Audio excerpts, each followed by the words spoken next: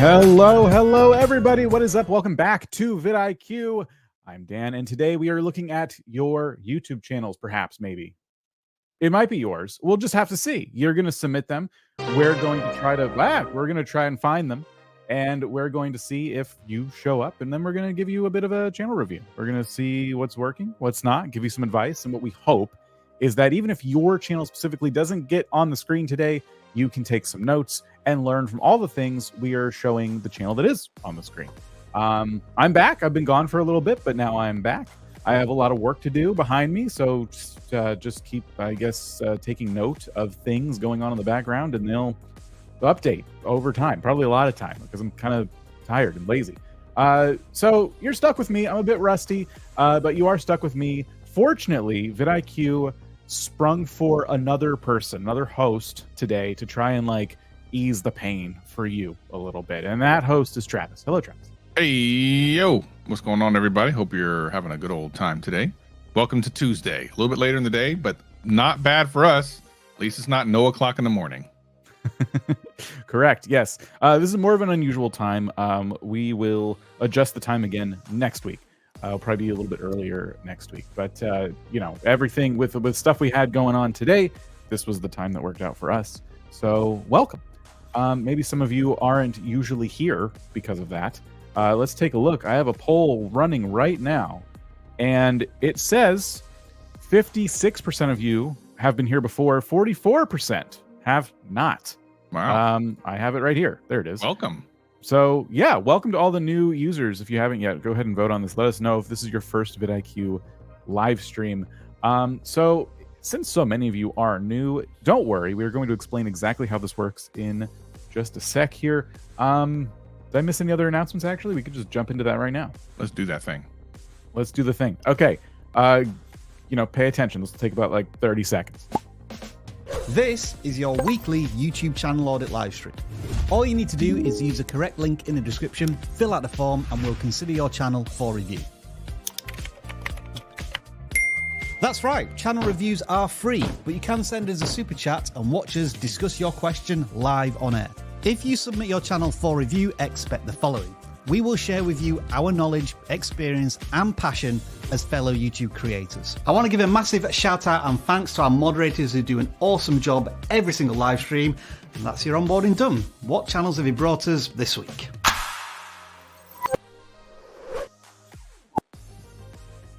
All right.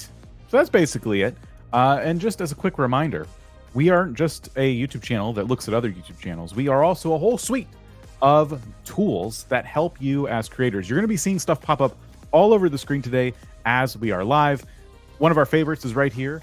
This bar tells us all kinds of stats just about our channel. We have gotten 7.2K views in the last hour on this channel. Almost 300,000 last 48 hours. 1 million views in the last week alone. These stats are a bit customizable. You can even see minutes watched and shorts views out, just specifically if you're making a lot of shorts. You could, let's say you only make shorts, you could take views out completely and just do shorts. So we love the stats bar. It also contains achievements for your channel. These are catered to you. So 1.9 million subscribers for us, for example. So yeah, you can go back through the history and see your previous achievements as well and share those around. That's just one of many, many, many tools. So if you see something on the screen and it's like, I don't have that, check the links below. Download vidIQ for free, try it out, and get all kinds of stuff that will help you on YouTube. Cool. Well, thank you everybody for being here. Travis, are you ready for the first channel? Let's do the thing that we always do. Yes. Channel number 1 is the first channel that submitted on the non-gaming form. We have 2, and that is Tech Made Fun. They have 93 subscribers with 130 videos. It looks like they have a shorts tab as well, so they're doing shorts, they're doing longs. Travis, yeah. First impressions. Well, as a former tech tuber myself, I get what tech is all about, and tech tube as we call it. It looks like he's doing a couple different things. Did a recap of the Apple event a couple of months ago, unboxing a PC, unboxing a wireless charging station. So reviews of certain products. I'm not sure what's in the shorts. What is in the shorts?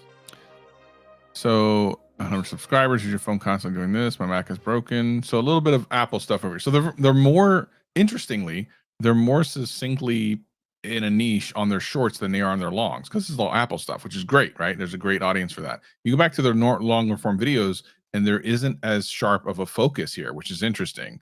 There is some Apple stuff, but then there's things like an HP compact, and and then So I mean, for the most part, like, they're doing Apple stuff, but they're kind of all over the place a little bit too. I will say that if you're going to do shorts mainly, what you're doing seems like it was doing okay for you. Long form content in tech YouTube is kind of difficult because the quality of tech YouTube is pretty high. The thumbnails are pretty good. The editing is really good. The B-roll is really good, and that's the expectation of a viewer watching tech videos. So it's one of the niches that, if you're trying to break through into it, you almost have to be like a videographer in some way, or someone like me who was doing a lot of commentary stuff. So to be honest, a high bar. But if you love it, I say go for it. So one of the videos I noticed was about like just Apple's newest releases, and they mentioned the M3 chip in an earlier video. So I just typed in Apple M3 chip. This is probably what someone would search for if they wanted to learn about it.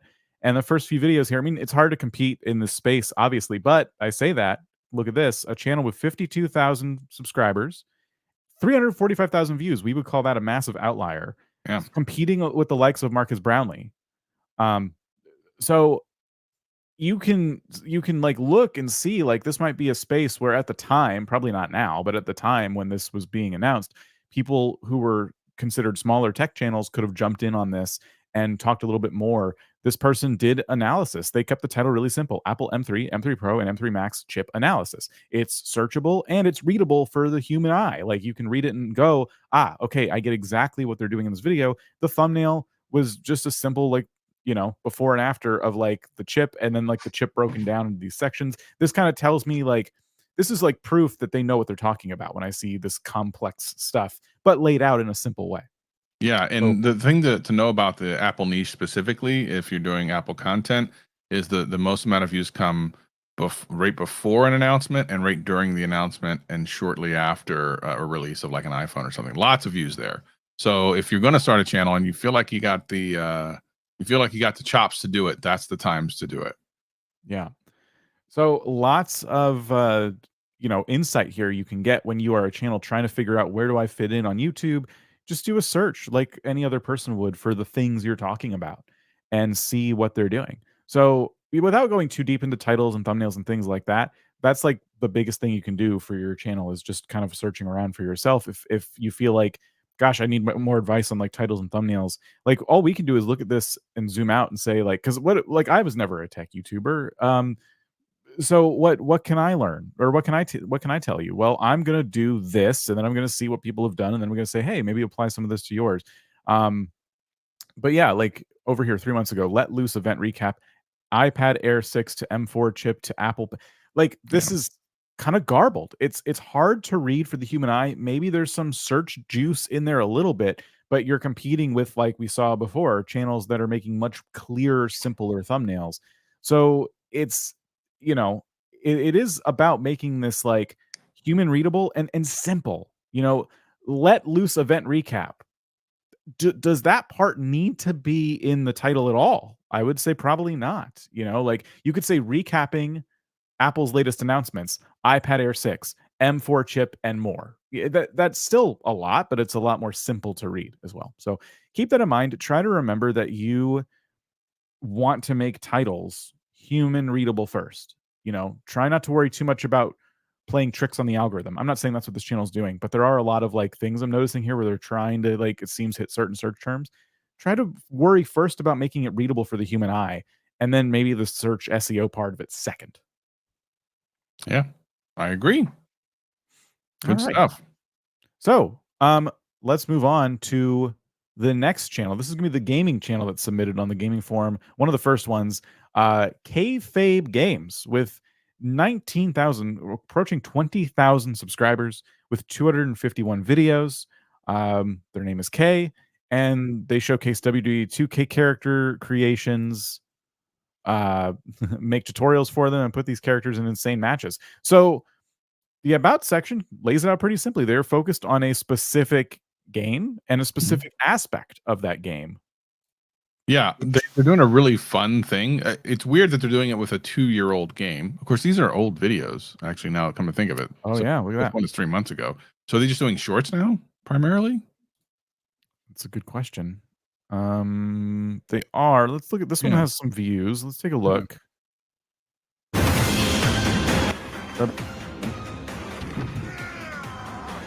Oh, those are really good creative characters. That's the skill that they're bringing Yeah. to this, is just Yeah. like creating like really solid characters. It's probably difficult to do. May 20th, 2023. It's So still they a haven't while ago. posted in a while. Yeah. How did they think about coming to us? Well, look, you're doing something very unusual and interesting. Do more of it. Really, is really what it comes down to. Because a lot of the WWE games, they're not doing when you watch the streams or videos, they're not doing these cool like extra characters you wouldn't even think about. What's interesting is actually kind of popular because even in a game like Tekken, when you can customize your character, they're doing superheroes in it all the time. So I feel like there is enough of an audience for something like this that you should go back to doing it. Maybe the longer form content again. Like look at the views on the long form. I mean, good stuff. I mean, sure, it was a year ago, but still. Yeah, our outlier tool is showing that these are all over 100x Yeah, for it's outliers crazy. on the channel. This is always compared to the channel we're looking at. It's comparing the channel to the channel itself, and its history. And if you look here from a couple years ago, we were less than 1,000 views, and then we just jumped up. And it'd be interesting to see, like, if we click on one of these and we take a look. Look how late. Sorry. Look how late the views started picking up on this video. Yeah. This happens all the time. Like, this is really, really good stuff. What I would say is, let's say they're we don't know why they're coming to us, right? We don't know if it's because they're in between WWE 2K games right now, or maybe they're tired of WWE games. I was gonna suggest just thinking on this for a moment, like, because something a lot of people ask us is, what if I want to pivot a little bit and try something new? Spitballing here completely, something you could test. Can you make really interesting characters in other games? Does it have to be WWE? Could you do this in an MLB game? Could you do this in another fighting game? Mm. Like, it would be kind of cool, depending on how good the character creators are in those other games or what mods they have or whatever. You could maybe try to take your unique talent, which is making the characters. That's the niche here, in my opinion, and put those characters into different situations. So if you were asking us an opportunity to branch out, to me, this, you already have the value proposition here in the banner. Create a wrestler done right. Create a character done right. You could move beyond this if you wanted to, I think, but it'd be a test. I don't know. You know your niche better than I do, but that's something I would try. I'm only guessing. I'm off the dome right now because I don't exactly know why they submitted with such a strong channel. The only advice we could really give them, if we didn't want to rock the boat too hard, is, hey, come back, make some videos, try a newer game, and make some videos. Let's get going. So hopefully there was something in there for you to chew on, and we wish you luck. Yeah. You submitted early on the forum, so we know that this is something you're serious about. So best of luck to you. I love the concept, though. Great concept. Yeah. Now, before we get into random selections, we have a couple other pre-selected channels based on things we're doing with our community. One of those things we do on Twitter is we run thumbnail competitions all the time, and those are for getting, a quick channel review during our channel review streams. And this week we had a winner by the name of Jake Nuke. I hope I'm saying that right. I played every Beyblade game ever made. Fantastic thumbnail. Like, I would say this is top tier. This kind of matches what I would expect from maybe like the commentary niche, but it seems like you're maybe doing commentary on a particular topic, and so you just have all the different games behind you, and you look distraught. This is great. This is an awesome thumbnail. Let's take a look at the videos themselves. Okay, they have experience. 320,000 subscribers, 1.5K videos. They've been at it for a while. Videos. Yeah, a lot of videos. And that video for them was an outlier with 79,000 views. It was 2 weeks ago. They're making a lot of content. I played every Beyblade game ever made. This is strong. This is really, really strong. And even when they do other things, they're still getting what I would say really decent views here. Not everything is going to be at this bar, and that's okay. What are you seeing here, Travis? When you this is a Beyblade channel. Is that what this is, basically? I believe so, yeah. Yeah, like scroll down more. Like the thumbnails are really very eye-catching, like all of them are. So obviously this creator's been doing this for a while. I mean, look at the one where you're holding it in your hand with, I mean, what a spectacular looking thumbnail there. Like these are all great thumbnails. So maybe the thumbnail isn't necessarily something they need to work on. If you go to popular, I'm kind of curious, what are the videos that have done the best for this channel? 13 years ago, 7 years ago, Yeah. 7, 13. Some older ones. Yeah. What's the more recent popular one? Yeah, I like to find one in the last year or so, if we can find one. That would be really interesting if you can, because it actually explains some things. Or I just want to know, Yeah, this is 7 years ago. Is it getting views today? could be.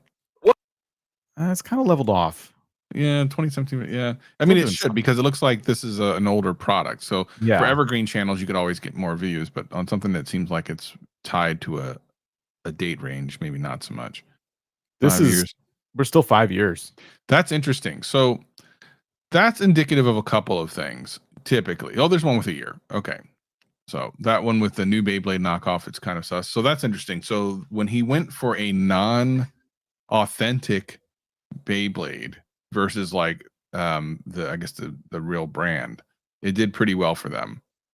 That's interesting, because everything else they've done is older stuff, which indicates that the viewership over time has kind of maybe dwindled somewhat, because if there's nothing that's really popping off, that's usually what that indicates. It's not necessarily a bad thing, doesn't necessarily mean that anything's wrong with the channel, but it is indicative of something.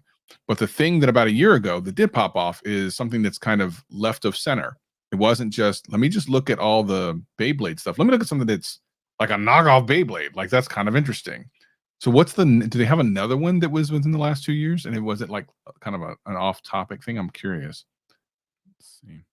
And as I scroll, just understand that, because sometimes when we see a larger channel, people start to freak out a little bit and they're like, wait, you should be looking at smaller channels. They're the ones who are really suffering. But when you see views like they used to get compared to what they're getting now, it's a big deal. Yeah. This is a big deal for them. And so just understand that you can get to a certain level on YouTube. You're not guaranteed anything. 100%. That's so important. You really need that. I think people think that as soon as you get to a certain milestone of subscribers, your troubles are over as far as views. That couldn't be further from the truth. It is so untrue. Anything can happen.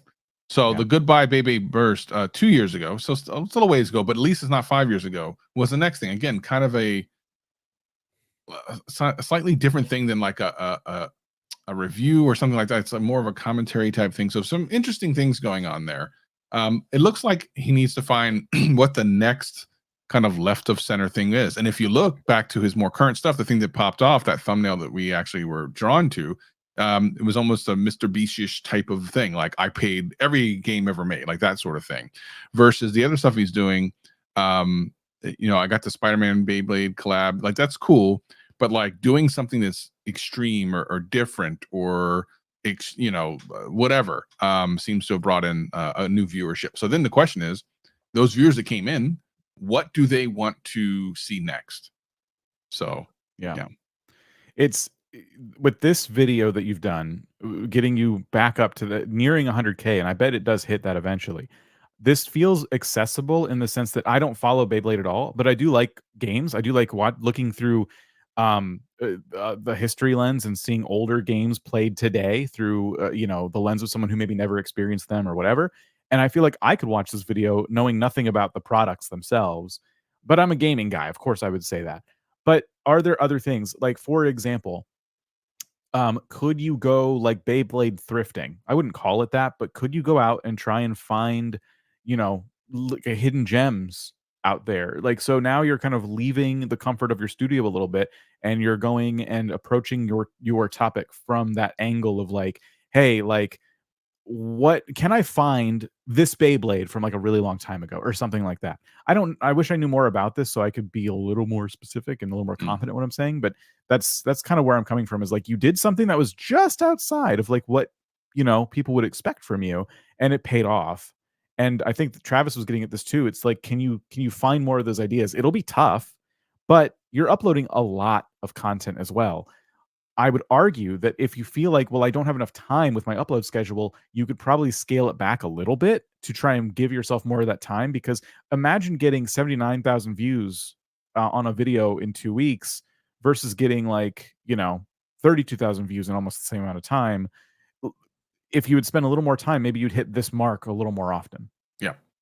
That's what I'm getting at. Love it. Maybe they did take a break because we see 3 weeks and then 2 weeks and then 11 days, 10 days. So they kind of went, they took a break to make this video perhaps. And then they kind of came back with a more consistent, almost daily upload schedule. So it's something to consider. Maybe giving yourself more time once in a while could help. Love it. Good channel. All right. The next community aspect of our stream today came from Facebook. We did a bit of a, I'm trying to use the word competition carefully because you're winning a channel review.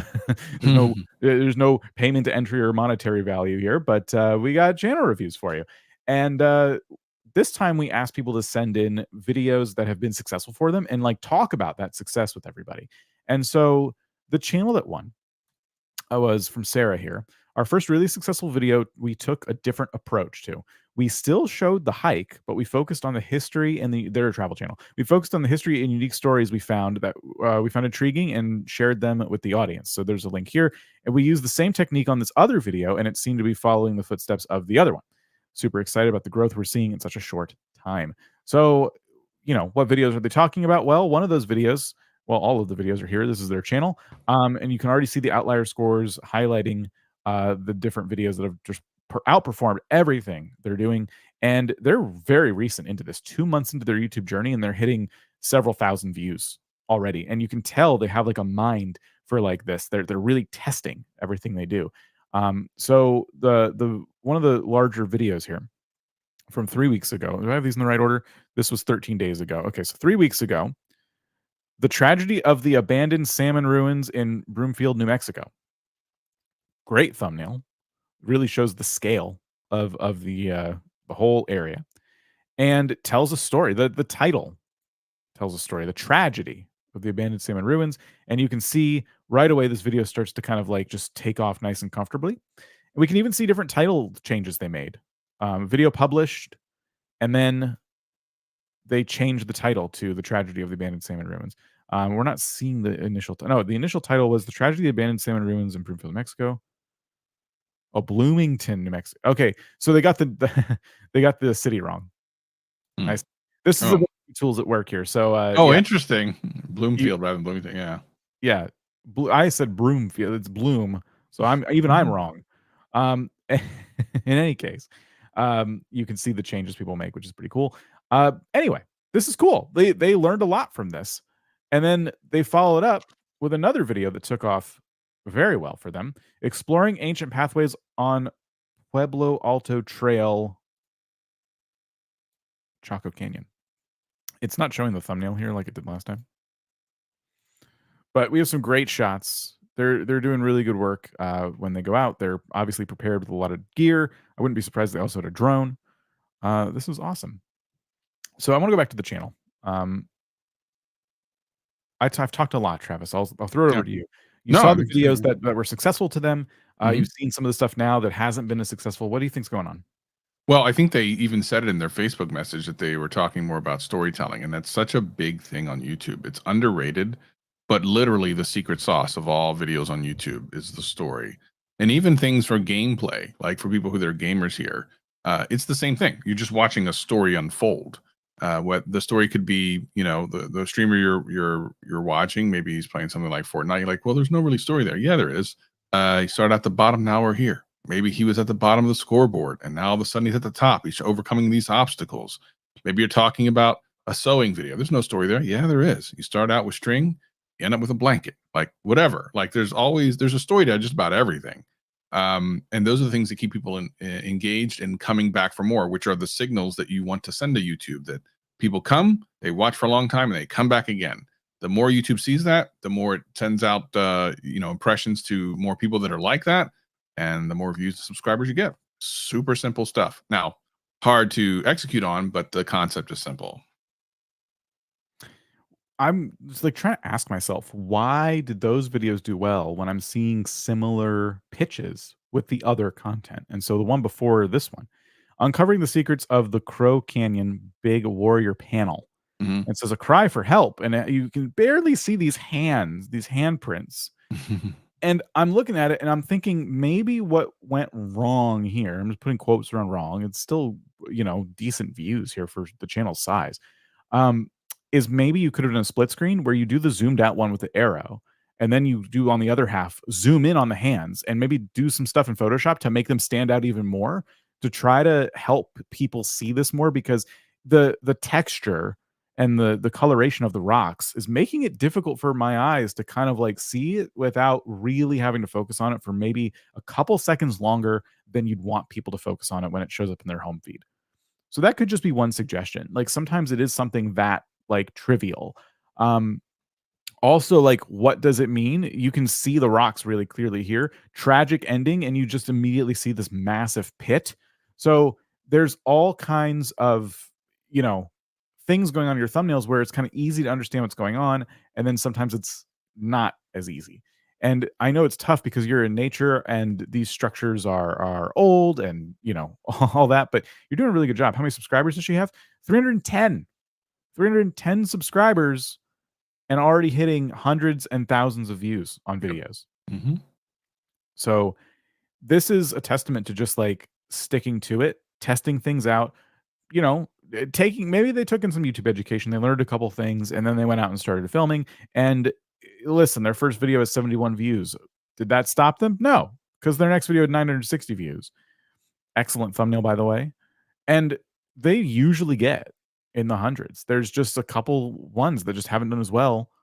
And it doesn't mean they won't in the future either, by the way. These are in your history now, and you can tweak the thumbnails and the titles if you want, but sometimes things just kind of like work and take off. And people are like, hey, I love this channel. I love the people who run it, and I want to see some of the stuff they've done in the past. So yeah, stunning waterfall hike in the middle of the desert. I guess in this case, we're not telling as much of a story. It's you went on a stunning hike. I believe you, but exploring ancient pathways versus stunning hikes is a bit of a different play. I'm not a fan of the yellow text. That's fair. I think I'm not a fan of some of the font choices. I like the thicker fonts. Desert Oasis is difficult to read, and the fact that it's yellow, we've seen yellow text work on plenty of thumbnails, but then I mean, let's keep in mind we're also looking at kind of yellowish rocks too, and so maybe it's not contrasting as much. It's a pretty good call out. Anything else on this channel before we move on? No, I think they have the power to continue on, keep pushing. Yeah. So congrats. Those were our pre-selected channels, which means we are going to get into random selections in a little bit. But let's keep the comments going. We got a bunch of super chats. Just as a quick note, when we get super chats, we don't review channels based on super chats because then people would just give us money to get channel reviews, and we don't want that. But if we have time, and eventually we do run out of time, we get super chats and we like to address them. So, for example, Old Man Gibb has been a member for 14 months. Let's get this done. Time to expand our ways. Thank you, Old Man Gibb, for being a member for so long. We also gave 20 gifted before we started. Yes, that was very generous. Thank you. I mean, enjoy your emotes, everybody. vidIQ Santa Claus. 20 gift. Searching for Tone says, is doing your own closed captioning any benefit? That's an interesting question because the answer is yes and no. If the closed captioning is accurate from YouTube, then no. There isn't really any benefit. If it's inaccurate, then yes. So, I mean, because if think of it this way, if it's accurate, you putting in the same information isn't going to change anything. But if it's inaccurate and YouTube thinks that you're saying maybe cuss words or giving misinformation or something like that, then yes, it could be helpful. So to say it depends is probably the right answer. But for most creators, there's not really any benefit unless you're doing like translations, and even YouTube is starting to do that automated. But translations would be good. It's a good use of your time or money. There is a stat in YouTube that kind of helps with this. I know if you don't have like a lot of history yet, you're not going to see much on this, but like I'm in the audience tab right now at the bottom. Top subtitle languages, and for us, no subtitles are 80%, but English subtitles are at 15.5. This is significant for us. We're talking about some pretty big numbers here.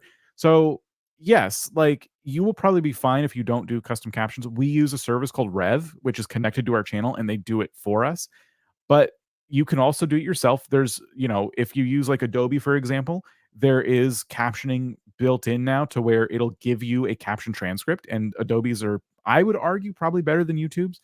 and you can upload those files, so you still don't have to type out every word yourself.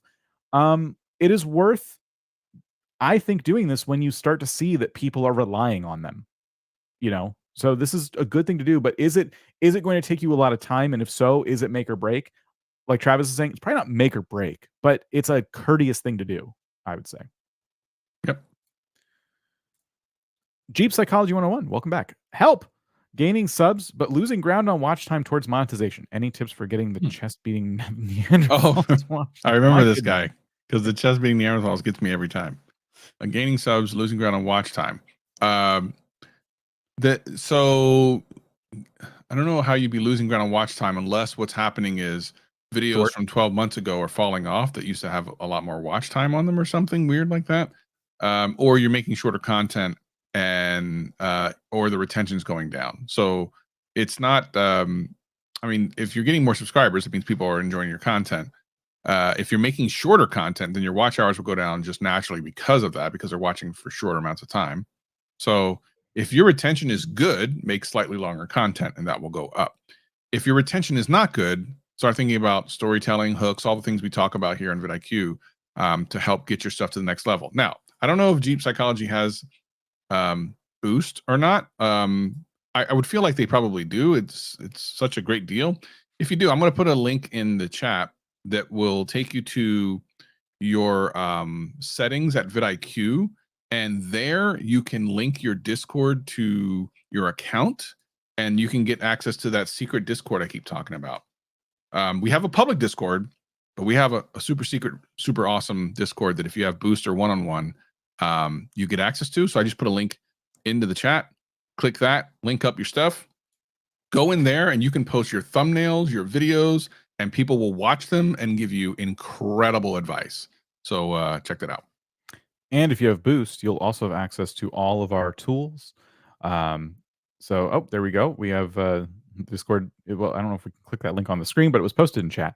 All of our tools are here. I'm in the app right now. This is just like the dashboard for our channel. You can see that it's already optimized. It's already asked us to optimize our latest video if we want to. Title, thumbnail. This was a short. It's actually a 1 of 10 for us, so I'm not going to touch it. But we also have ideas for videos, new videos based on our channel, specifically our channel. We have goals we can set. So all kinds of stuff. You have all these tools here on the left. I'm not going to go into all of them right now. But that's, if you have Boost, now you have access to this Discord. You have access to a ton of stuff outside just the tools you've seen around YouTube as we're streaming today. Yep. Okay. Next up. Just Rhonda is a new member. Thank you so much. Appreciate you. Nick Hine says, do I hold on. Do I have a chance to outlast the swarm of low quality generated content in my niche, audiobooks? It seems a lot of people dislike AI, but it's an ocean I can't cross. So are they saying that they're like reviewing audiobooks maybe? Nick Hine writes like sci-fi audiobooks. Oh. And a lot of them. And I'm trying to remember, Nick, we've asked you this before. I think you said you're not using AI to write them. Or based on your comment, I'm a little bit confused on like what exactly you meant. It's an ocean you can't cross. That's where I got hung up. I think what he might be saying, and I could be wrong here, is that so AI generated stories actually are pretty good. They probably have outpaced AI generated art faster because it's just words and stuff. It's figured that out faster.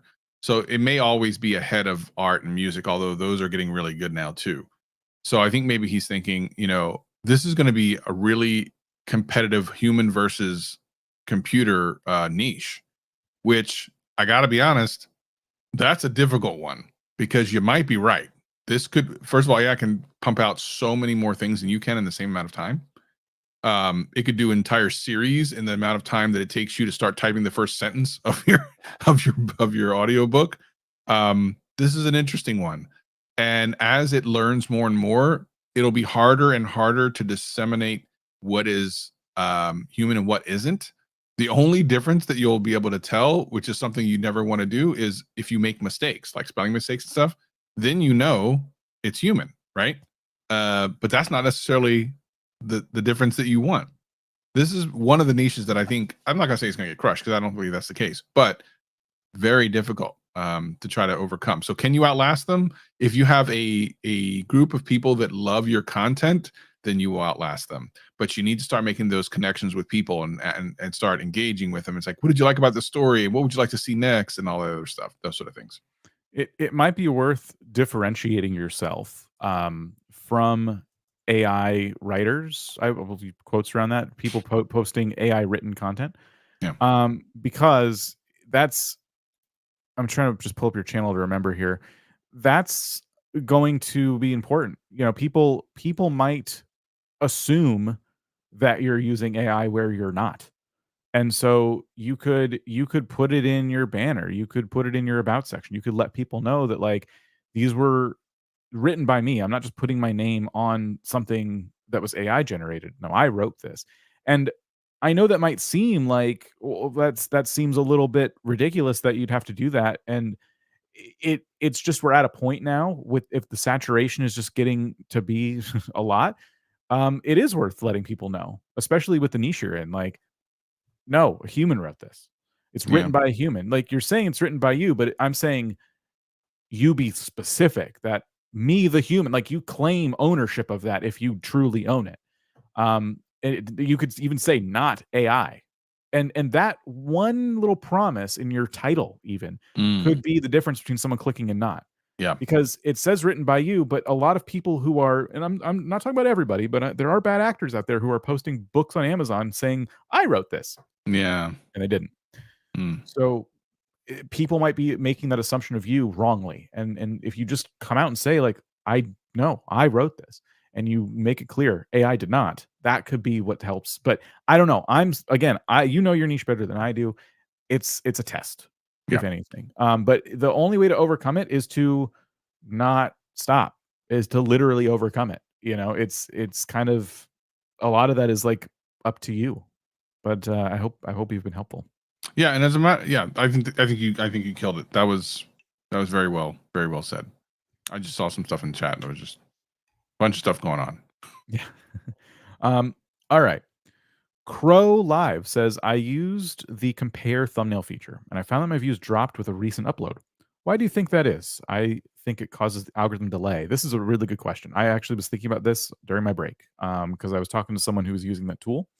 I think what's happening, in fact, I don't know how it would work any other way, Travis. So let me know if you have a different feeling about this. But when you use the thumbnail comparison tool, let's say you just do 2 thumbnails. Yes. Now your video is going out on 2 different pipelines, right? 50% of people are seeing thumbnail A, 50% of people are seeing thumbnail B, which means if one is truly better than the other, half the people seeing your video are seeing a version they don't want to click on, potentially.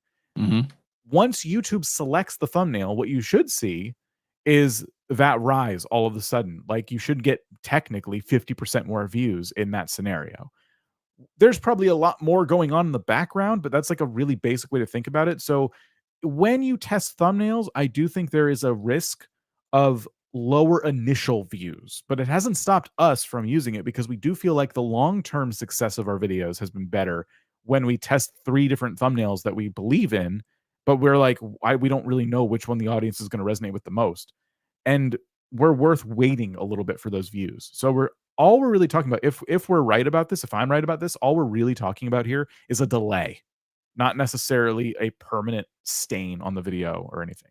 So what I think what's interesting about what you just said, I'm actually going to write an email or a message to some people I know at YouTube to see if I can get an answer for this, because we know for sure based on what they've said is that there are cohorts that are seeing the different thumbnails. Like you only get to see one or the other, allegedly.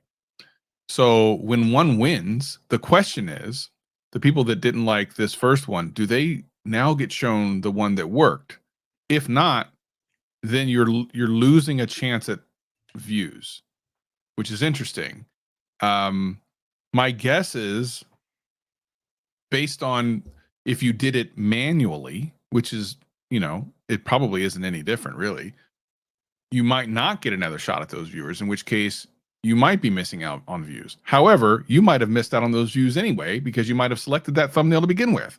Yeah. So I think when you look at something like this, the answer is Could it be something that using this tool? Most of the times it's not. Although there have been occasions where YouTube has made a tool or something and it's messed things up. We will acknowledge that up front. But I feel like the devil's in the details here, and I am going to ask about this to YouTube. I'm actually going to send a message here in a minute, because I feel like if we're using this tool to test against audiences, and this one audience who didn't click doesn't get a chance to see the winning thumbnail after it wins, that might not be a good thing. And that, I think, is an interesting question. So I will ask that right now. Yeah, let us know.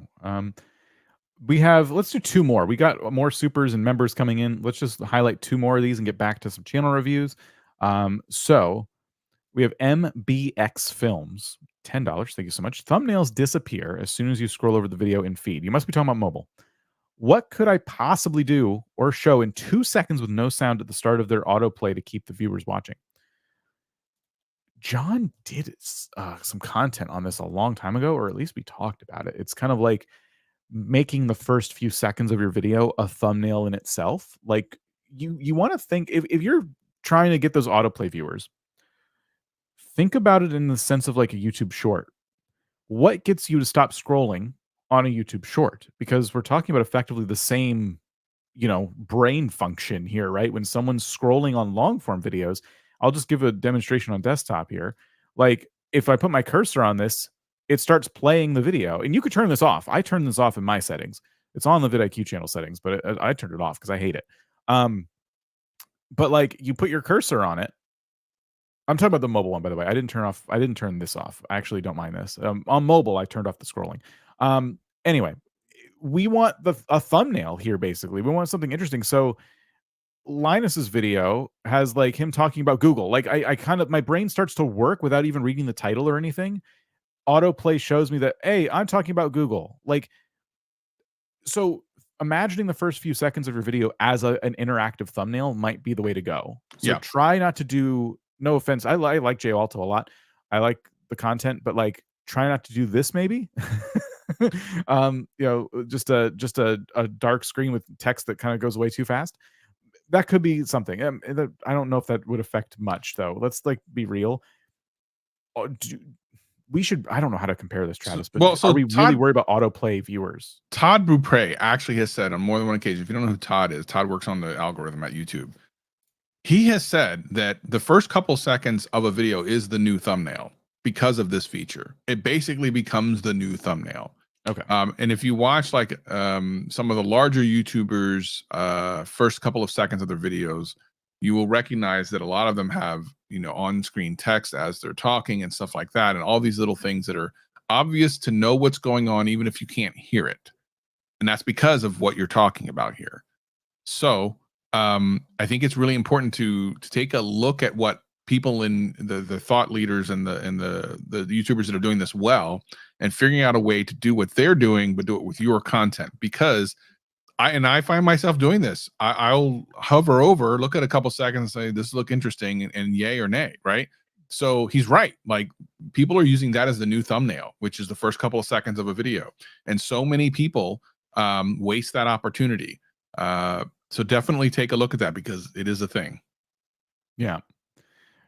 Well, good luck. Let's look at one more here before we move on to channels. And it was Jeep Psychology with 10 gifted memberships. So thank you so much. Really appreciate that. Definitely not necessary at all, but we really appreciate the support for all the things we're doing here over on the YouTube channel. Let's get back to looking at your channels. Now, we would normally break out the CLAAAW, but I'm feeling a bit lazy today. So I actually have something else for you. Uh-oh. Yeah. No CLAAAW today. We've retired the CLAAAW for now.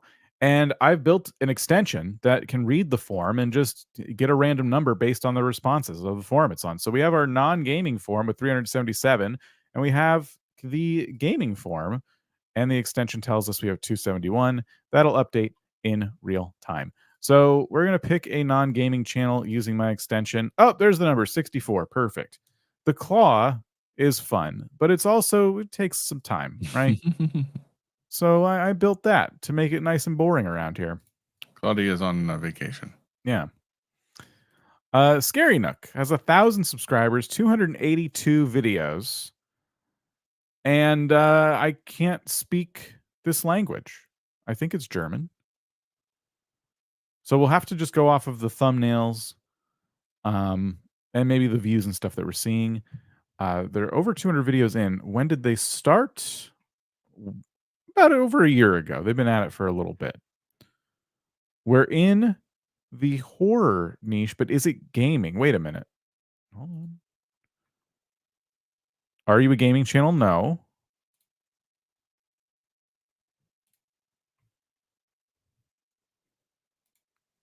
Okay. They're doing like IRL horror videos, walking around their house at the dead of night. I wish I could read the titles. Travis, help me out here. What do you? Oh, this one's in English. I found I think Ghost it's using this is it app. German? Yeah, I think so. Amazing. The Stanley Parable. Yeah, I don't know. It looks like a horror channel of some sort. Yeah, they're like doing IRL horror content. I found Ghost using this app. I think I've seen another YouTuber talk about this particular app. And I kind of wonder for me if this is more of a thumbnail thing. Like, you found Ghost using the app. I have to kind of stare at it for a pretty long time to see the ghost behind you. I think this was clever doing what you did with the phone in front of you and then seeing the ghost through it. But I think it would have been better to see the phone from a first person perspective and a ghost in like a living room or something. I don't know if you needed to be in this thumbnail necessarily, because it would have made it easier for me to understand as a viewer. I like the title though. I think that's nice and clear. But I would ask the question, like, why are some of your titles in English and some of them in German? I do think you want to perhaps pick a language to stick with. As you saw earlier when I pulled up our channel analytics, most of the people watch without subtitles, and our videos are in English. And then if they use subtitles, 15.5% are in English. We've chosen English as our language, and we stick to that. You can see our top geographies are United States, then India, but there's a lot of different languages spoken in India, then UK, then Canada. Like, so English speaking countries primarily. There's definitely something to be said for like making sure you pick a language and you stick to it, because I think it makes it difficult to build an audience that can rely on your content day in and day out if it's changing languages. Maybe they're making 2 videos, one in each language. That could definitely be happening. We have a channel called vidIQ in Espanol. So we have some of our videos redubbed in Spanish, but we wouldn't put those on the same channel. That for us was enough to constitute a separate channel. That's my stance. People can have different opinions on this. Maybe you know a channel that posts back-to-back uploads, one of them in one language, one in another. But my suggestion would be another channel for those. And you're going to find differing opinions on that, perhaps. All right. Once we're done this channel, I have an update on that question. Oh, really? Yeah. Oh, Listen, that was fast. I have connections, man. I have connections. I'm connected. Go for it. So, what's interesting is, so the answer apparently is like yes and no. This goes back to the question of, does the thumbnail comparison tool, could it lose you viewers or whatever? So the idea is pretty much the same as if, let's see, it can also win the viewer over the previous and I click search. Okay. So it seems like it does basically what we assumed. It's just basically like manually doing this. The one thing we had surmised was if a losing thumbnail doesn't get clicked, and then a day or so later, the thumbnail switches to the winning one, do they get retested? The answer is yes and no, apparently. So apparently the way YouTube looks at this is they try multiple impressions before they give up on a person, which is true, because if you go to your homepage, you'll see the same thumbnail multiple times, right? If your thumbnail changes before it gives up on them, then yeah, you'll get another opportunity on them. But if it has gotten a couple of opportunities and it just never went through, then when it changes to the winning thumbnail, the people who didn't click on the old one won't necessarily get the impression of the new one, unless something happens to make it re-trigger down the line, which is less likely in the overall scheme of things. Very interesting. Mm-hmm. So I guess what we're saying is the thumbnail testing tool is something you kind of use, understanding that there's definitely an element of this that can slow you down a little bit. In my opinion, if a video is good enough and let's say it picks one of your 3 thumbnails and it really starts to take off and go viral, I don't see why it wouldn't try that person again. I see videos from channels I follow, not every single channel, but like I see videos where the thumbnail clearly changes. Um, Depending on which device I'm using and what time of day I'm on YouTube. If I didn't click it, sometimes that video is resurfaced to me. So I don't think it never happens.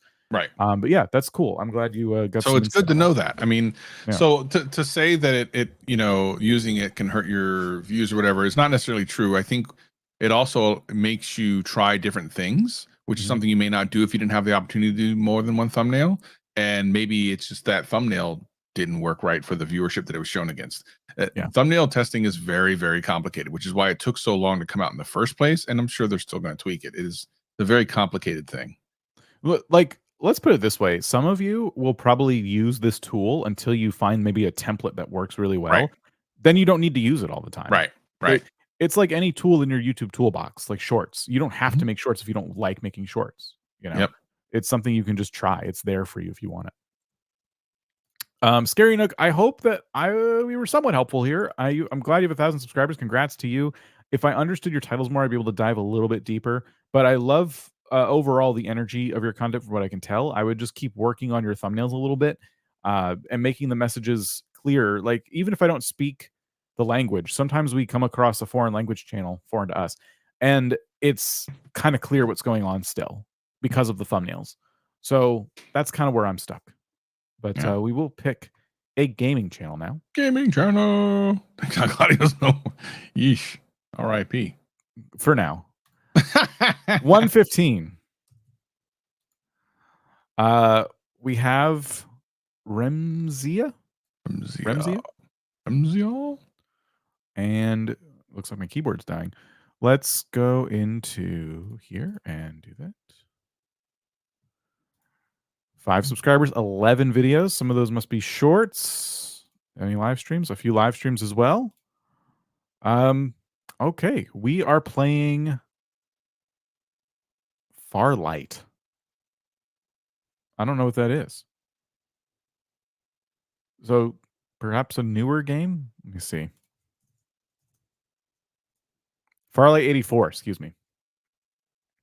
6 hours ago, 1,000 views, 40,000 subscribers. Okay, but it's been around over a year ago, but 13 hours ago. Okay, still seeing more subscribers than views on a lot of these. So I would say this game is probably not super popular, but it seems to have people rallying around it. There's definitely an audience here for this one. Is it mobile? I'm kind of curious now. I think my assessment here, Travis, just looking at the long form videos, we're definitely not doing enough with thumbnails at all. Yeah. The titles are promising a little bit, like Farlight 84 sucks, but I'm not seeing anything in the thumbnail to support that. It's just kind of like a screenshot, and there's a character just in the corner, but that character's not really adding anything to the thumbnail. So if I see a title claiming that thing sucks, I want to see a thumbnail that supports that somehow. If you're going to tell me the iPhone sucks and your thumbnail is just of an Apple store, that's vague. Like, show me an iPhone that like is falling apart or something. Yeah. It's another cross-platform battle royale. Gotcha. Okay, thank you. Yeah, and the thumbnails aren't particularly exciting. Like, there's something you would almost assume would happen in a YouTube short. They would just randomly pick something that happened in the middle of the game or something. But maybe they're doing more short. Maybe they're more shorts oriented. In which case, that's not something you have to worry about as much. But you still need to have action and really interesting things happening from like frame one.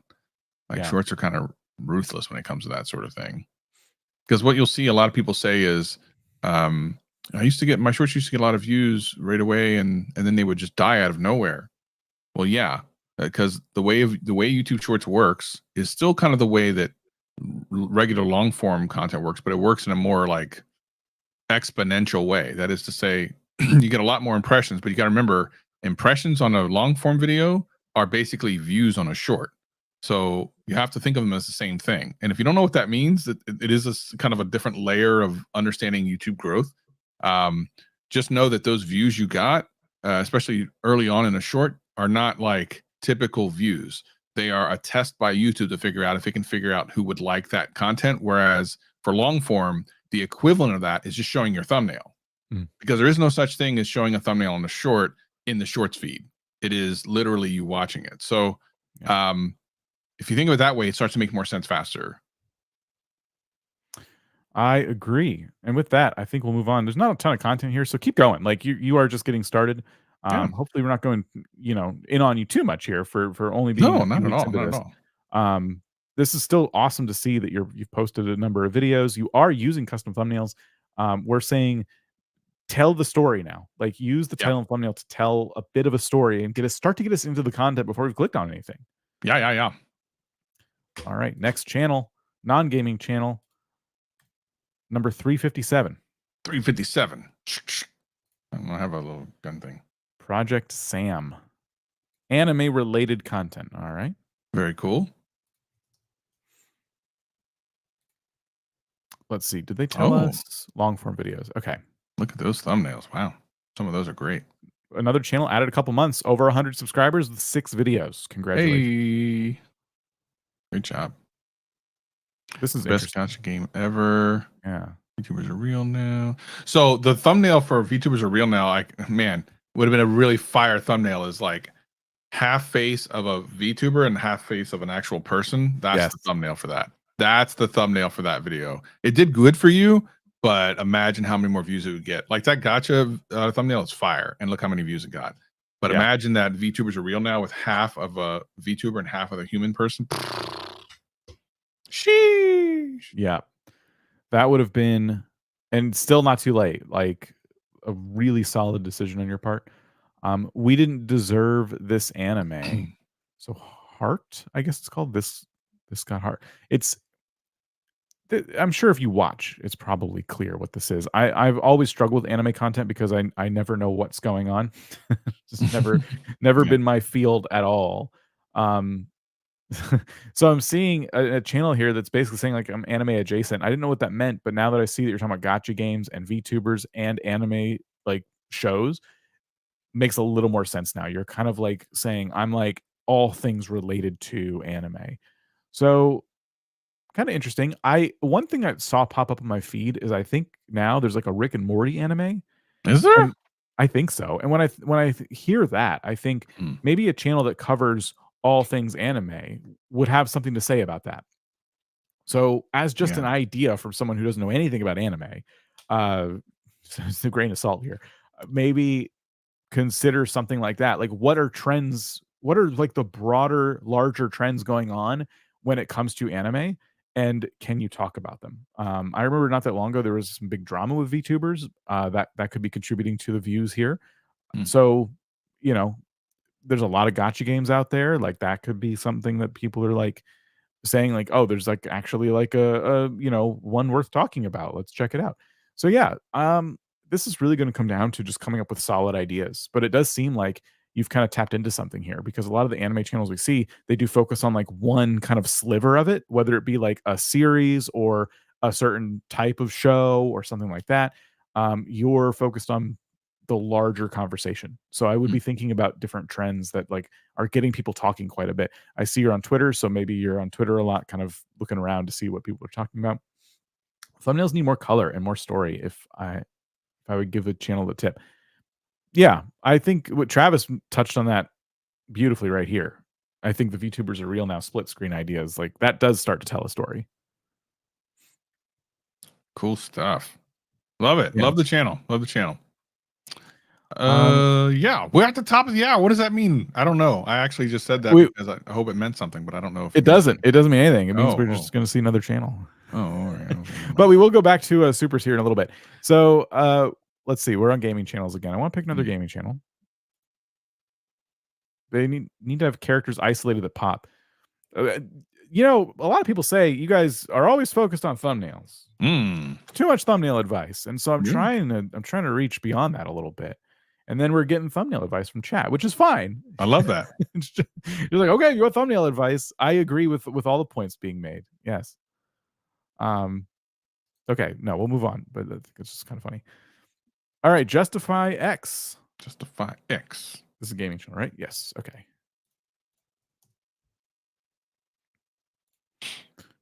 Looks like Roblox, 531 subscribers, 160 videos. Anime games?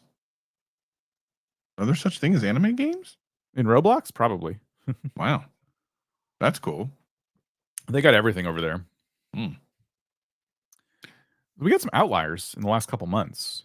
Busting 24 jujitsu shenanigans myths in 24 hours. So this must be the game, Jujitsu Shenanigans. And I love that you did some myth busting. That's pretty cool. I think, you know, it looks like they tried to double down on that and it worked pretty well again. This was just from a month ago, which means this video is probably doing even better in terms of its momentum. That's really cool. Yeah.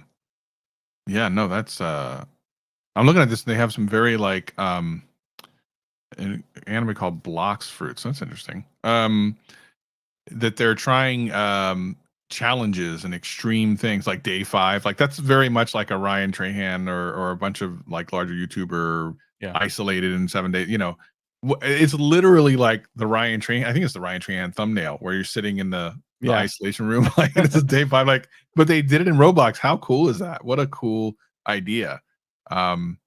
Maybe the background should have been more like intense instead of just having trees, but I love that they went, listen, that thumbnail worked, let me just do a Roblox version. I think that's funny. I want to jump into a different conversation here, and I'll use this channel as a springboard, but I was thinking about this before the stream today. I was thinking about how to tell creators and outline for creators how to push themselves a little bit more. And so this is coming up because I'm seeing I spent 7 days in Jujitsu Shenanigans.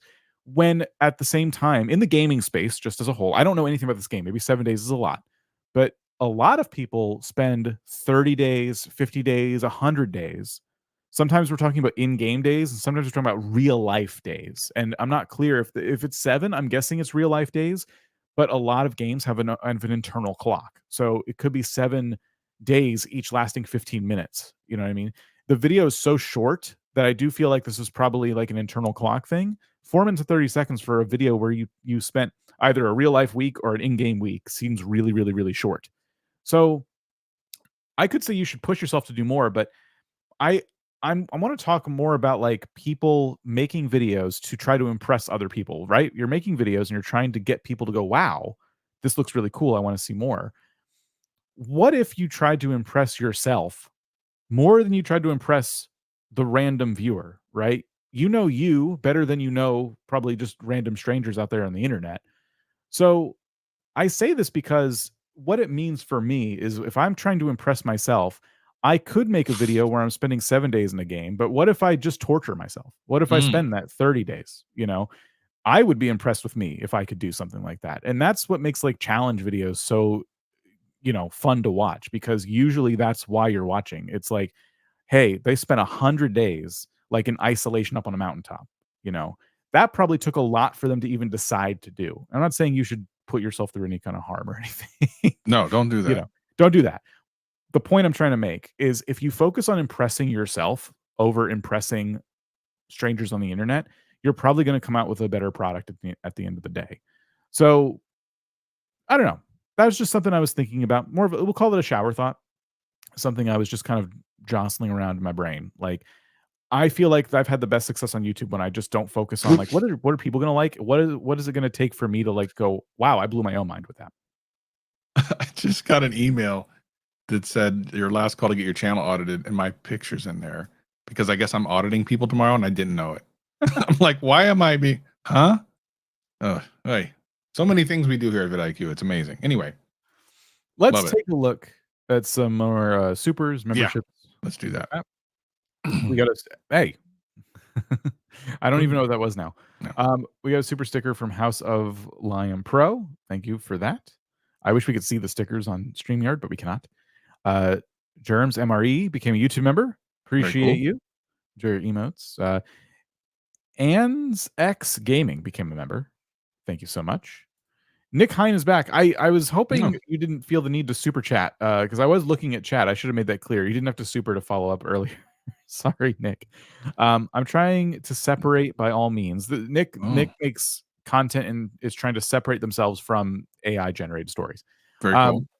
So trying to separate by all means, including me narrating with a thick accent, even love putting that. my silly nerdy face speaking in mic into the video. I love that.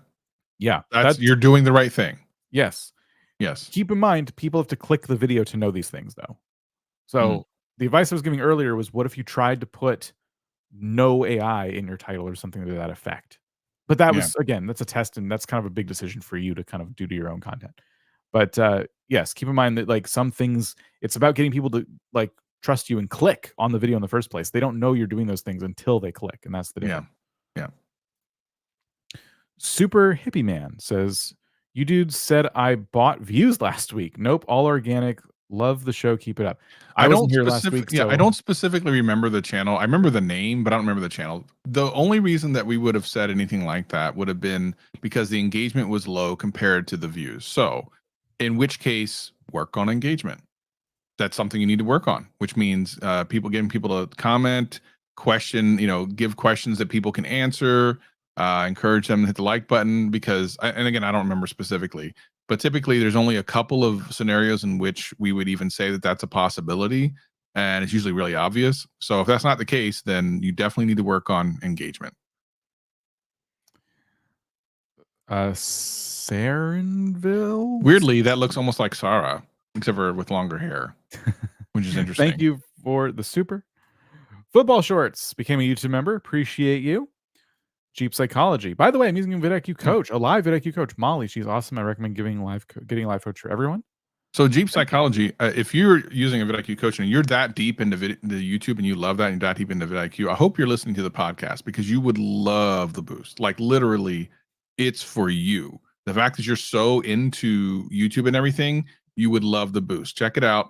If Vicky, if you could put the link to the Boost YouTube channel, I think Jeep would get a lot out of it, and I think would really enjoy. And by the way, you can send us emails as we answer questions on the air.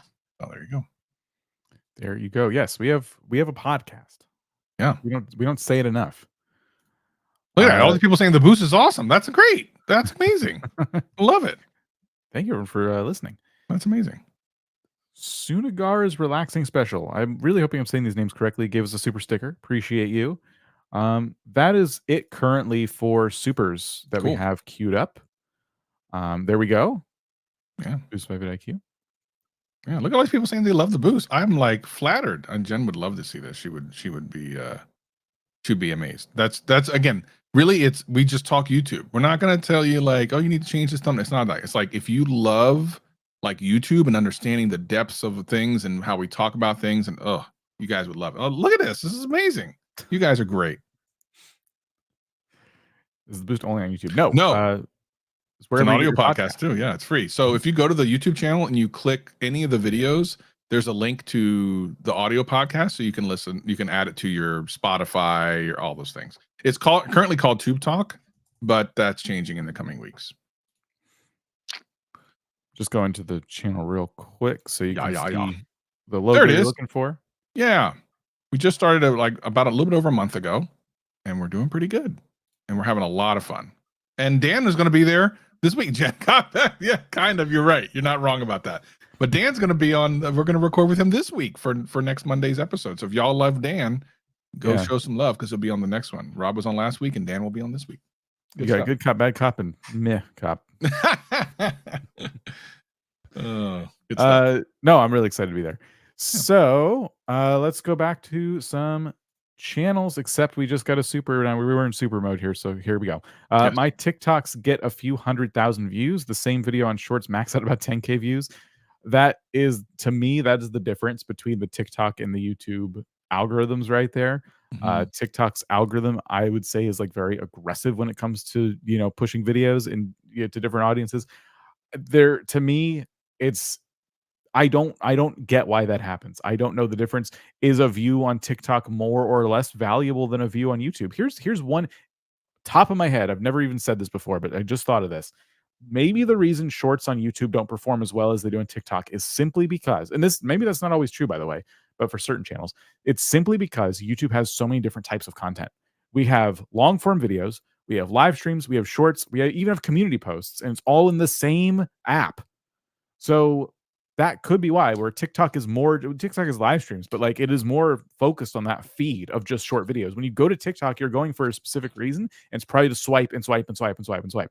But YouTube, there's all kinds of stuff to distract you. So maybe that's just it. I don't know. But hey, congrats. Both, to me, by the way, both of these are impressive. If you're getting hundreds of thousands of views on TikTok and tens of thousands on YouTube, that's still incredibly impressive. You should be very proud. All right, now I'll pick a channel. 432 non-gaming channels. Let's pick a non-gaming channel. 244. A shorts channel. Speaking of. Oh, no. Oh, no. Maybe your name will bring up your channel? Maybe, or they accidentally typed the same thing twice. You know, sometimes you have that autofill thing and it automatically fills. No. Oh, geez, we have no idea. There's too many Teresa Scotts. Sorry. I tried. Wait, where's my sound effect? I'm sure your shorts are shorts. That's all I can say. We'll move on to the next channel. Oh, wow. You had that under your desk. I have a couple of things. That one's better. Yeah. All right. Well, this is another shorts channel that does memes. Memes? Yes. Shorts. They said shorts. 60,000 subscribers. Hey, now. 79 videos. Wow. Well, I want to click on these, but I'm a little bit nervous. Ludwig reacts to face, Mr. reacts to face. A lot of face stuff. Yeah. It Things looks with like face. you're kind of focused on maybe like the YouTube drama side of things, maybe.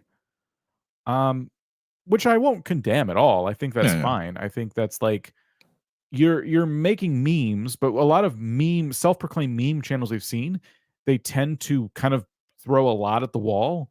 But if you are, let's say, for example, you're in the YouTube drama space, your shorts can probably become pretty recognizable.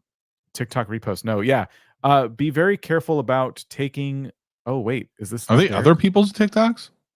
Oh, it looks that way, huh? This one might be someone else's. It looks like the shorts icon. No. But like, look at the first two. Like, they're on different sides and they look like different names. So I see a different TikTok name here and here, which means I think you are.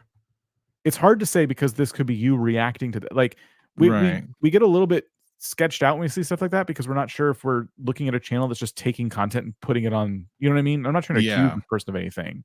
Yeah.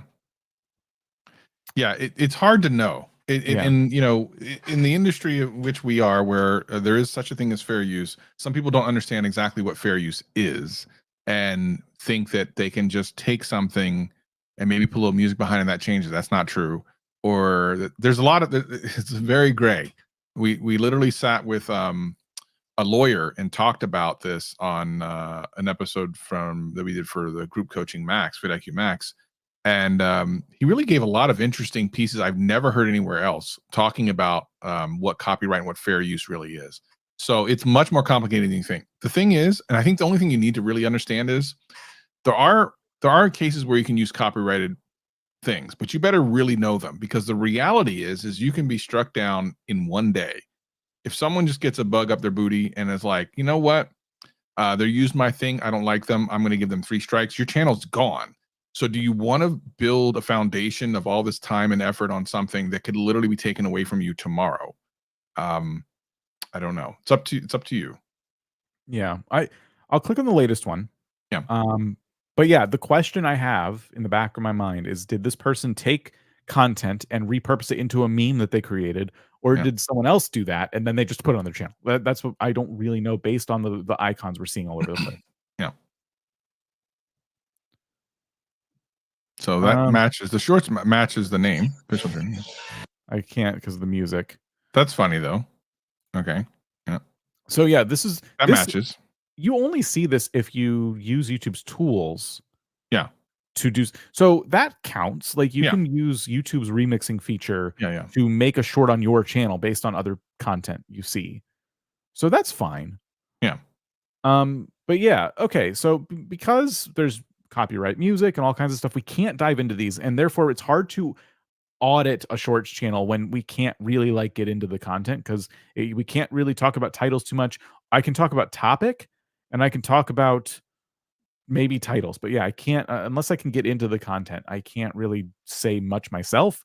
What I will say is with your meme channel, it's good. I still think to pick some kind of niche that you're going to be consistent with. And I want to say, based on the faces I'm seeing and stuff, this is probably like maybe YouTube culture, YouTube drama, stuff like that. And if that's true, that's awesome. We're experimenting with memes, actually. We're cool like you. Uh, no, we did one today, and it got a 1 in 10. It was pretty cool. We put it on the shorts feed. You can go check it out. And our memes are just about like YouTubers and like the struggle of being a creator. So that's where this advice is coming from. It'd be weird if we made memes about some other random social media trend. It would need to be like related to our audience. So let's go to a gaming channel. 81. That's just one. How about we put an 8 in front of that? All right. Skatha. Here we go. Almost 7,000 subscribers. Over 1,000 videos. Look at that. Wow. That's a lot of videos. We're doing shorts. Yeah. Good views. Live. Maybe a stream every couple months or so. I'd say you could do a little bit more with your live stream thumbnails. Especially the latest ones here. Very text heavy. Not too bad. Videos. Let's focus on videos. 7 days ago. All right. Assassin's Creed Shadows gameplay. Yeah, is that out? I don't even think that game's out yet, is it? I think it's just is it out? I think they're showing gameplay that. Oh yeah. They've maybe taken some. They may have gotten an early copy. Oh, no. Wow, that's cool looking. Yeah. Amazing. Yeah, where'd they get the footage from? That's cool. You have 2 minutes of exclusive gameplay for Ubisoft's newest entry in Assassin's Creed franchise. I partnered with Ubisoft to produce this content for you. Oh, cool. Okay, yeah. So in other words, an Ubisoft partner. Okay, because some game companies do this. They seed the game earlier to influencers and stuff. The interesting thing about that is this person only has 7,000 subscribers, and they're getting stuff from Ubisoft. Let's go. Let's go. That's incredible. Congrats to you. Yeah. Putting yourself out there and getting the attention of one of the largest game publishers in the world.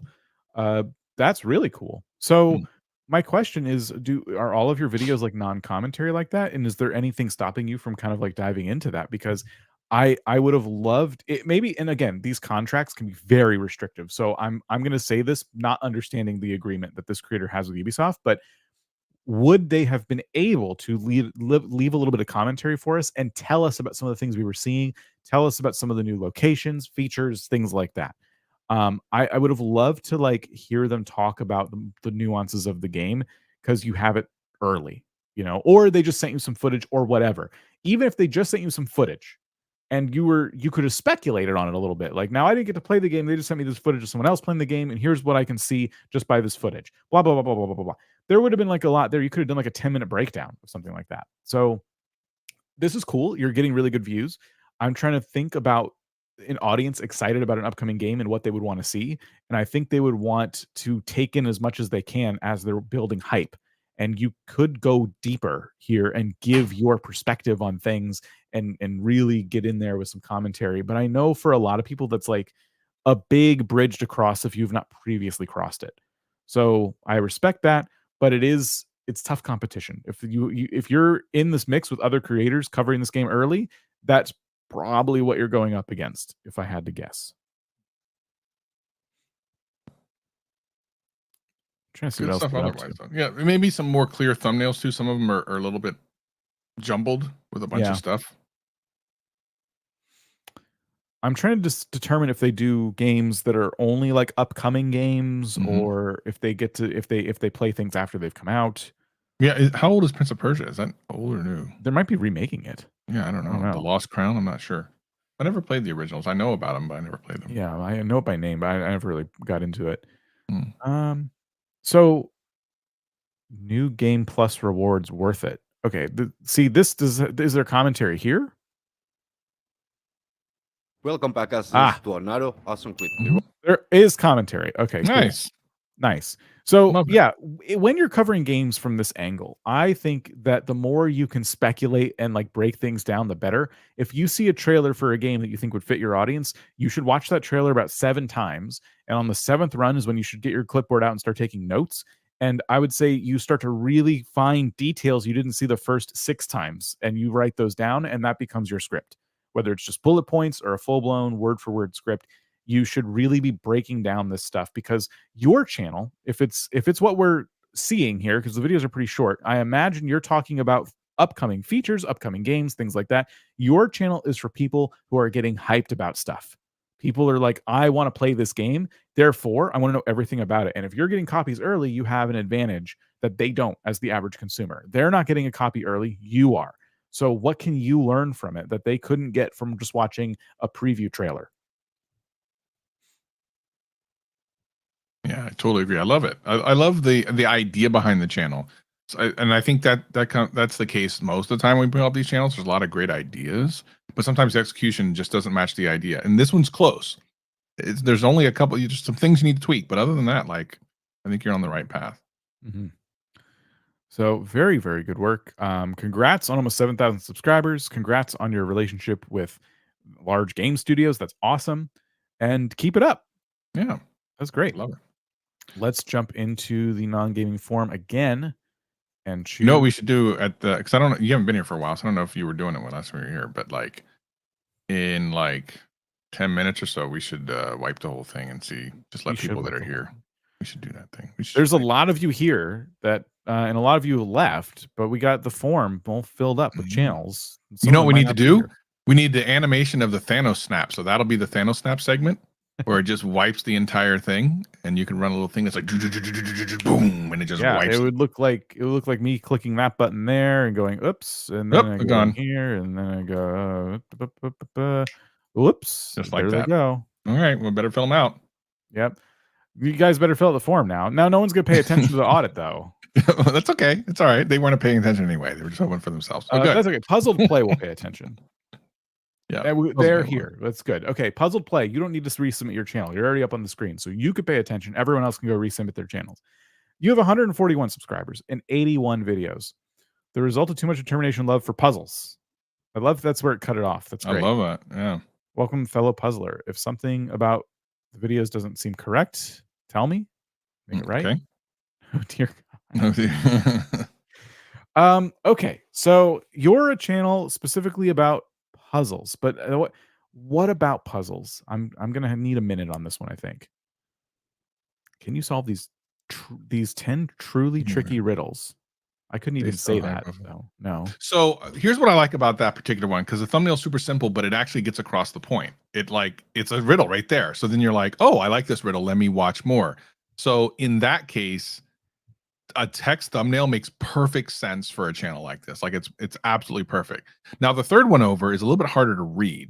So I would probably, and my assumption is that's what it looks like in the video too. You definitely want to figure out text and font that people can read easily, because the minute it's hard for someone to read, they're just going to click off. But if it's nice and clear, like this first one, I think you're on the right track. Yeah, I do like that. It was 2 hours ago, so it'll be interesting to see how that does. This is a very niche channel. Can you solve these 5 riddles without vowels? That one did really well. I like the fun. This one caught my eye immediately. Okay, yeah. Can you? It would be, yeah. That's a really good thumbnail. Look how many views it got compared to everything else. Yeah, there's something special about that one. Well done. Yeah, so I do like, again, this is one of those niches, because you can't give thumbnail advice across every single niche and it'd be the same. It's not. This is literally text on a screen, but it makes sense for this niche. So you have to think about the viewer and what's interesting to your viewer, and that's what you need to be aiming for, not the the Ryan Trahan thumbnails or whatever. They don't necessarily apply to your niche. You got to look at the things that make sense for your niche. Yeah, this to me feels like it'd be really good on shorts, and so they do have some shorts. Yeah, they probably should do really well in shorts too. Yeah, popular. Just some jokes. Try solving these 2 riddles. Let's see. What can you catch but never throw? A cold. What's always found on the ground but never gets dirty? Your shadow. What? Okay. I like the music. I want to jam. Yeah. You know, it'd been really dope if that ended up being like a song. What can you catch but you cannot throw? A shadow. A shadow. What can you catch but you cannot throw? A shadow. I don't know. Anyway, I don't know. I'm just gonna leave that in the air for a second. Yeah, that's fine. That's fine. So I'm glad you're doing shorts because that was gonna be my suggestion. I've seen channels pop up on the shorts feed that do talk about like wordplay and riddles sometimes, but it is like a person on screen and they're usually trying to like way too fast to answer. That's true.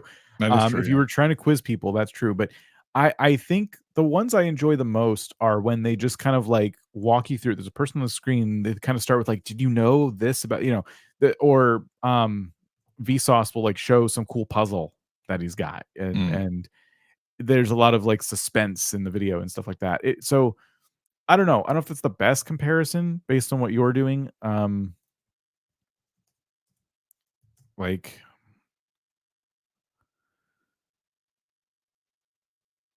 a trick with two cuts. Did you know that if you take a sheet of paper and fold one corner down like this, and then you fold the other corner down like this, and then you take the whole thing and fold it in half like this? So you get the vibe. I don't want to play the whole thing.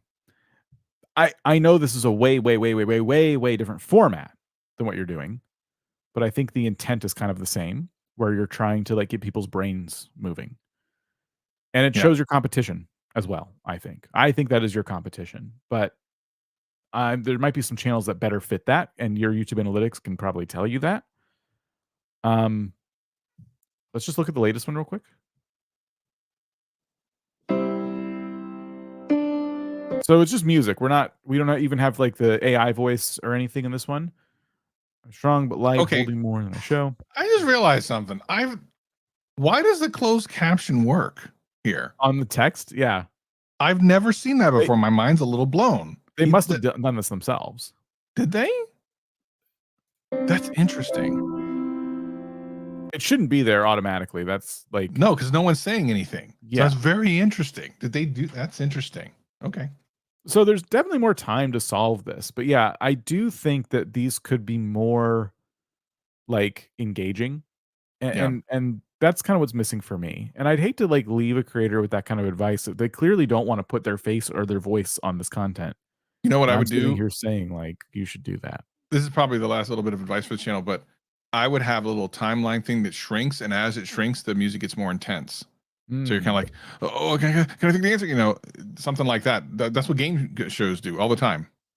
So definitely, I would consider doing that so that you can visually see how much time you have left, and then find some music that gets like more and more progressively, and you can use AI music for this, more and more progressively like intense. Yeah. But hey, like, listen, like this is cool. I think you're doing something really creative. The other channels that I would say are in this space are like the quiz show kind of channels. And those would probably be a little more related based on the example that I brought up earlier, like not quite like that. I think the quiz show channels might be more related to what you're trying to do. And so I would look around and try and find some channels that are doing like trivia night or whatever and see the successful ones and kind of like look at what they're doing and learn from those as well.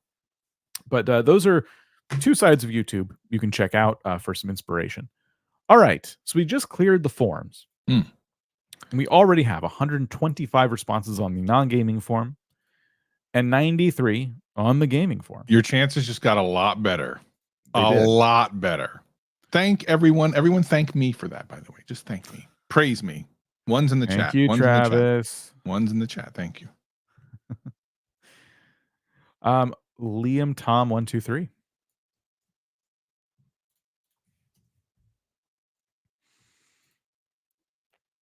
So I did pick a gaming channel. Looks like recently they had a video with 1,000 views. Hey now. Really cool. Can you beat Warhammer 3 using only Nurglings? I don't know what that is. This is the type of thing that works in gaming channels. Can you do this using only this? Can you do this using only this? Or can you do this by only doing this? And by the way, that works for like a lot of different content. and look how much better it did than everything else. It's interesting. Yes, this is one of those moments where I think they went out of their way to push themselves a little bit. They tried it again, didn't do as well. And looks like we've seen this before, so maybe they've gotten an audit from us in the past. I don't know. Please do not let this discourage you. I want you to keep trying stuff like this. There's one big difference between these videos that I can see as someone who's never played Warhammer. The one thing I can see is that this thumbnail looks a lot clearer than this thumbnail. You have a character that's darker than the background in the foreground. Like, it's very difficult to see the characters in this one versus this one. That's just one observation. But my advice to you is keep on this track of like playing a game in different ways that maybe it wasn't intended to be played as like challenge videos. If you're willing to do that and take your time. You don't need to post that frequently if you're doing like challenges that take you a long time to complete. Because we may have seen this channel in the past based on this right here, I think I will move on to the next one. But I do appreciate you submitting. Good stuff.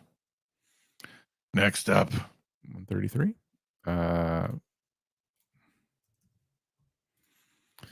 All right, bugs _ bugs, like the movie? No, it's a person. Are you a fan of zombies? So am I. Okay. Very cool. So Minecraft zombie-related zombies. content? Wait, so is this a gaming channel? Hold on. Oh, no. You submitted on the wrong form. Are you a gaming channel? Yes. Well, wrong form. Go here. Wrong form. We just looked at a gaming channel. We have to pick again. Yes. Sorry, bugs. Read the instructions. Okay. Rkyv. Thank you for the pronunciation. They're just sick of watching me like butcher names all day long. Yeah, no, that's good. I would have never came up with that, to be honest. Nope. I would have kind of like Rkyv. Rkyv is what I would have said. That's I would have said same thing. Same thing. Rkyv. 400 videos. Wow. 661 subscribers. My name is Rkyv. Welcome to my channel. I post skits. Okay. Now, when it comes to skits, it's relatability. Yeah. New anime fan living with a manga reader. DreamCon 2024 as a YouTube creator. This might be a little too niche. This probably not as much, but let's see. The people choosing Kamala Harris as president. When the 48 laws of power goes wrong. That's a deep cut. That one did well. Though. Yeah, it's interesting. So yeah, they're gonna have like hits and misses, right? So I feel like if you're doing skit stuff, my first thing is, okay, where was the skit about the breakdancer in the Olympics? Like, that was a huge thing. You got to be looking for huge things, right? Yeah. And I don't see that here at all. So like, what are the big things that are happening that, you know, YouTube could go, okay, well, there's a lot of interest in this one thing and you're doing a skit, so you can do pretty much whatever you want with it. Let me just connect it to that. And then when Deadpool and Wolverine came out, you really should have done something with that. Like, you know, you could say something like a DC lover going to an X-Men movie or something like that and be like, and then come out like, oh my God, it's the best thing, whatever. Like, whatever you could do. Like, you need to be thinking about these big things that are happening in the industry, in the world. And because you're not linked to a specific niche, going for those, like, do that thing, you know? Yeah. It's a good call out because I'm not seeing anything here about the Olympics.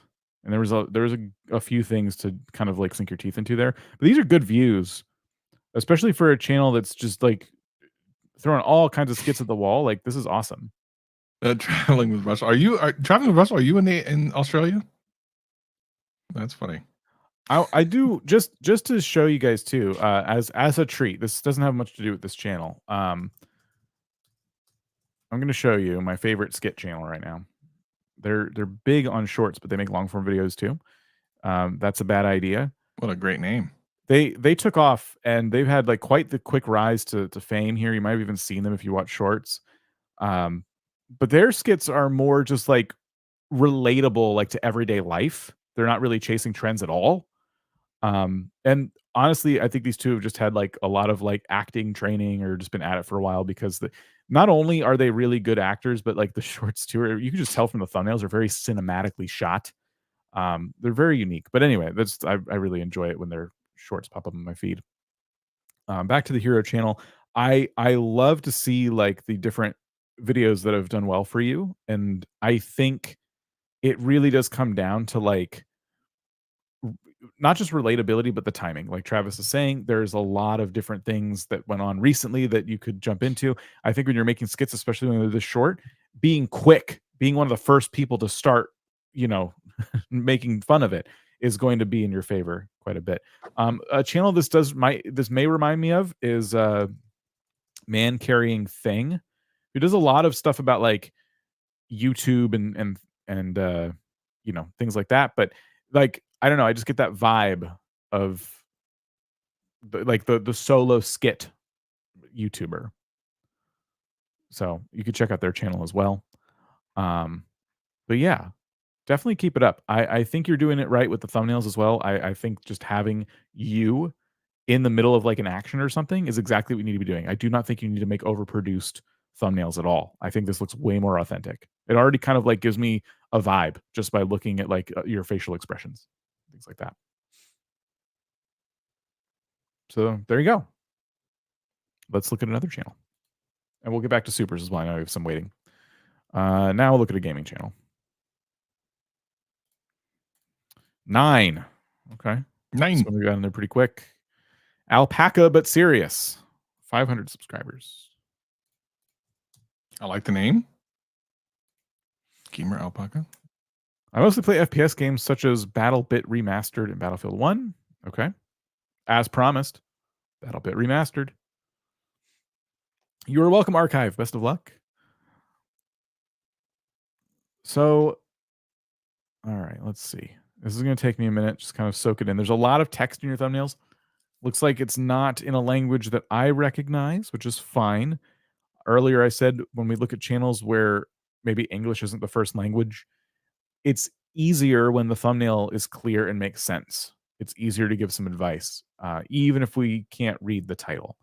And I'm already getting a vibe from these where it's probably like pretty impressive moments in your time in various first-person shooters. And what I like about these is how you've like cut out the gun, and like when you focus on something in the background, you put like a tiny little red arrow on it. And it shows a couple things. It shows the scale of how far away you are from the target, but we can still identify that, oh, this is what I'm supposed to be looking at. And I think that's really important if you're doing thumbnails like this. Sometimes it feels like you rely on text a lot, like in this one, for example. Because like this is a lot of negative space to me. You have a big gray building and a bunch of little characters are holding the word update. If there was something in this update that like you could have shown on the screen, that probably would have been more impactful than the story you're trying to tell with this very complex thumbnail. Those are just my initial takes, Travis. I agree. I think again, I don't like a lot of text on thumbnails unless there's some type of need for it, and I feel like there's a little bit too much on some of these. And even when it's on, if you're gonna have text on thumbnails, for me, it's got to be big. See, like the end, I'm cool with that. But some of these other ones with really small little bits, this update Vardy, I don't need that. You're putting that you should be putting that in the title anyway, right? So, but I agree with everything else you said. I think a little bit of composition work would help a little bit. But this is that last thumbnail is kind of fire. So if that's the direction you're starting to go now, I'm with it. Mm-hmm. Absolutely. 5 hours ago, 72 views. I think that's pretty good. Yeah. Considering some of the views you're getting, I'd say this is really good. So, hey, congratulations. Let's see what's most popular for you. You got 3.9K views a while back, about a year ago. BattleBit Remastered, 12 tips and tricks that you wish you knew earlier. So this is kind of interesting. If this video is in English, but you typically don't upload in English, could you be bringing in an audience that speaks English from this video? And then when they get to your later videos, they're like, oh, I don't know who this channel is. I don't really speak this language. Should I maybe not watch? Yeah, probably. And they keep scrolling. So keep that in mind. Like when you build an audience and their expectations aren't met after watching one of your videos, and then YouTube starts to surface more of them, that can hold you back a little bit. Okay. Let's look at some supers because I know we have some kind of sitting here. Is gambling content considered gaming? Which form? I would say you should post on the non-gaming form. When we say gaming, we are more talking about like video games because there's so many channels that watch us that like have like video gaming channels. But good question. Thank you for asking. If we had seen that come up on the gaming form, we probably still would have looked at it because we're not monsters. It's just that part of the forum. It's like, are you a gaming channel? And they said yes, and they still submitted on the form. Like, well, no, we asked for a reason. But okay, so we have Kelsey. Help. I love how some of these start with just help. I'm putting a lot of effort into my channel. 2 hours recording, 8 hours editing, 2 hours on thumbnails per video. Could you review it? Yeesh. We cannot, based on the super chat. We do appreciate that you may have been waiting a little bit. We cannot review channels based on supers because then everyone would just, okay, here's $5, review my channel. Right. Yeah. Then it sets up an expectation. However, as we talked about before, we have a free Discord that some people will look at and look at it right now. Or if you want to get like really good in-depth stuff and you have boost or one-on-one, the link that we put in the chat earlier to the super secret Discord has some incredible experts there. But even the free Discord has some great people. So check them out. It just was posted there. Appreciate you. And you can get some feedback there. Animal Sensei says, I thought any topic with animals is my niche, but I might have confused the algos because my videos get pushed less. Should I make a new channel, niching down more from the start? Example, only animal versus. Maybe. It really depends. It's hard to know without looking at your channel, but sometimes that is the answer. And we're kind of going through that right now with the boost in a way, right? So you would think, oh, vidIQ is going to start doing their podcast. Just put it on the main channel. It has almost 2 million subscribers. It's a good idea. Well, the thing is, the type of content that we're doing is different than the content that goes on the main channel. So it makes sense for us to start over on a new channel, which is what we're doing. We started about a month and a half ago.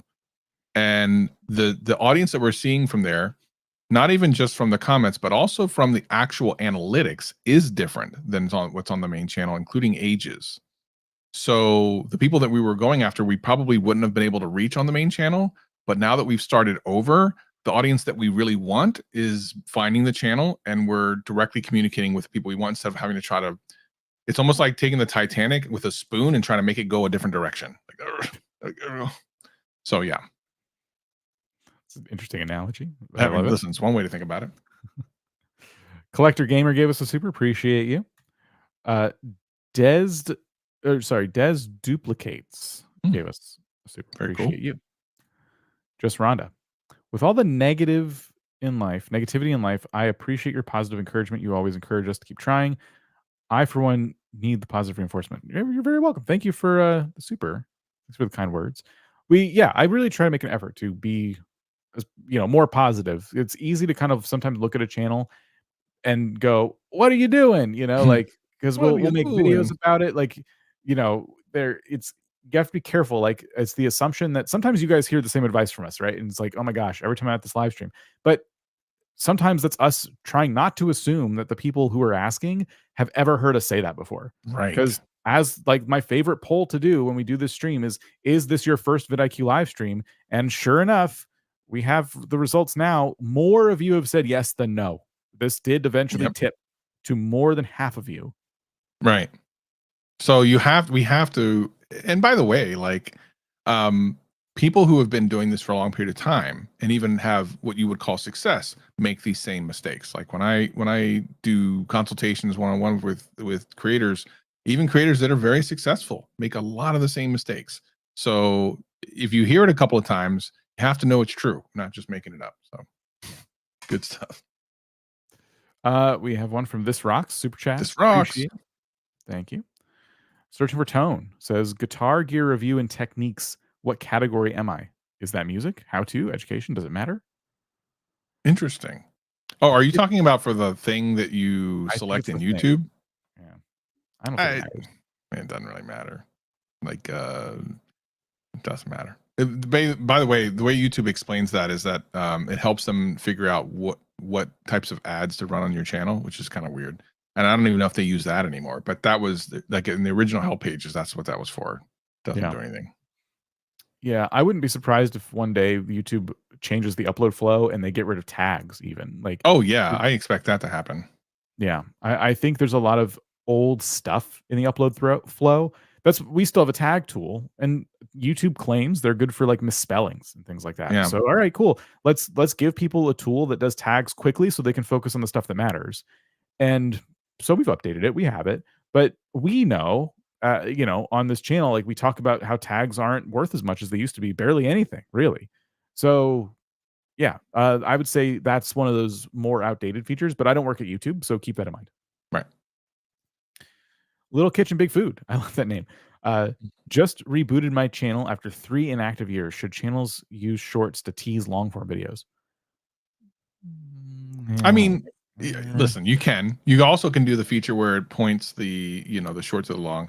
But I think what we found over time is that they're different viewers. People who want to watch short stuff don't always want to watch long stuff. This is not to say that you shouldn't do it. To be clear, that's not what we're saying. You should absolutely, if you're going to put a short up, tease it to a long. Do that all day, every day. But your expectations of what comes from that need to be in check. I think that's what you need to understand. The channel I brought up earlier, that's a bad idea with their skits. They are always kind of pushing to the longer version of the short. So or if they don't have a long version of it, it'll be a different video. So this is how, oh gosh, sorry, the comment is blocking it. This is how you could push to another video. These guys sometimes do long form videos, but when they make a short, what's really, really important is they don't say, see the ending on our channel. That they literally make sure the short is its own experience. So maybe when you see a long form video, you realize, oh, that's part of the short I watched, but it's 2 minutes long instead of 1 minute. That's kind of fun.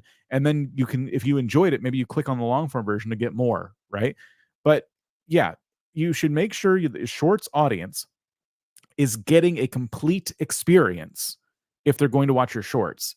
And that alone should be hopefully enough of a testament to what you're doing to push people to a long form. If you're going to specifically call out a long form video, I would say do it at the end. That's my advice. Be like, by the way, I cover this more, link down below. I see people do that sometimes, and that seems to do pretty well. But make sure the short feels complete. I would say don't leave people hanging, because your shorts audience is kind of, in my opinion, a separate audience from your long form channel a lot of times. And you should treat them with that respect of that sometimes they don't want to watch long form videos at all, and shorts is their preferred platform, if you will. Yep. I found that channel from shorts, and it took me a while to get recommended one of their long form videos, but I was really excited that they were making longer versions. It's pretty cool. Interesting. And one more here. I'm trying to build a community similar to Corey X Kenshin, where no matter what game I play, my viewers still want to watch. Any tips? Yeah, I have to try. Sorry, Travis, I'm going to interrupt you. Yeah, no. So,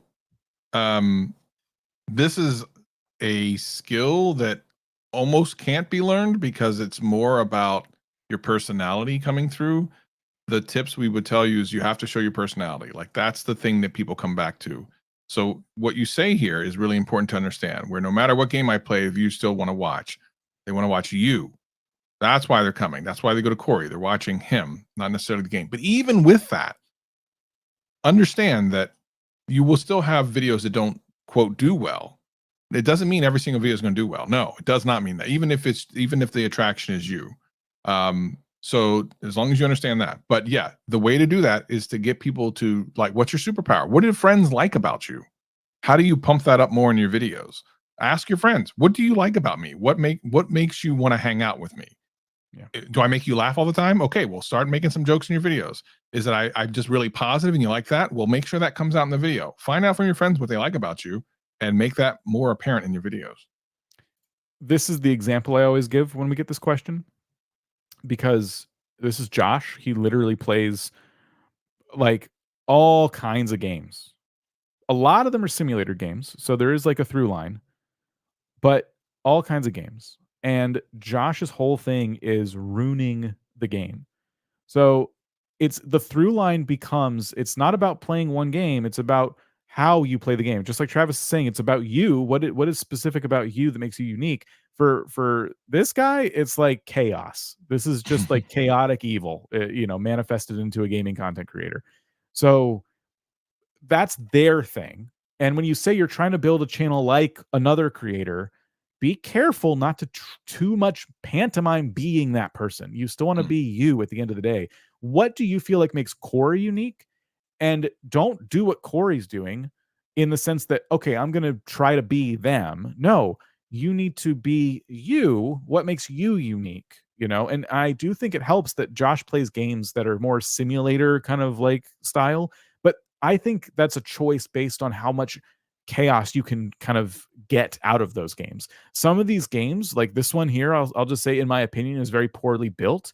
And that's kind of like this guy's bread and butter. He loves to play games that are just not super well developed, in my opinion. And they break really easy. And then he just kind of like takes them and runs with them. So, and that's not every one of them, but like usually the games where you can put a lot of customization they allow for more chaotic results. But maybe you're a speedrunner. So you wouldn't just speedrun Mario 64 for the rest of your life. You would speedrun all kinds of games, you know? You should check out the gaming video I did at the beginning of the year, how to start a gaming channel in 2024, because I go into this with different examples and a little more in depth. But that's kind of like a preview of what I would say. We even got more. Okay, cool. We have time for these super chats, but do keep in mind we will eventually run out of time. Yeah, no kidding. So careful. Home Rapid Repair. Only wanted to be a long form video evergreen channel, so I stopped making shorts, and my channel is growing very well now. Hey, congrats. Well done. That's awesome. I'm glad someone has like decided I don't like shorts, I'm not going to do anymore, and it worked out for them. That's great. Like, I think it's not for everybody, and that's okay. Unlucky Tortol. Oh boy. Sorry about butchering your name. Big fan, watching since 100 subs now at 216,000. Very nice. Thank you and congrats. Well done. We will take 70% of the credit. Yes. So all because of that us. Amounts to in your revenue. Go ahead and send that over. No, appreciate you. Thank you so much. Beyond Media just hit 2,400 subscribers and 200,000 views in 17 days. Well done. Incredible. Well done. Incredible. Thank you for sharing, everybody. All right. Yeah, I'm going to say it's probably not. We're not going to get to any more supers today. So let's look at another channel. Let's look at channels. Sorry. No, don't send money, please. No more money. Weird. We've been very clear about that. We hate it. We hate the stuff. We hate money. Please, no. send it to the boost. We don't have time. Exactly. We don't have time. That's very true. Yeah. Well done. Money, hate it. Don't want it. All right, 13. Uh-oh. Okay, there it is. I thought it broke. Unlucky 13. Adamaul. That'd be cool if it's a math channel. I build Lego mocks. Most are castle themed. Mock-ups? Cool. What would mocks be? It's probably something that stands for something that we'll never figure out until someone in chat goes, "Oh, it's this." Yeah. Don't you know this? Obviously, it's obvious. Hello, duh. Okay, 2 weeks ago, 11,000 views. Look what they were doing before that. Oh, Man. This is 41,000. Phenomenal. I love this thumbnail. Yeah, it's so good. That's really good. My own creation. That's what someone said. My own creation. Thank you.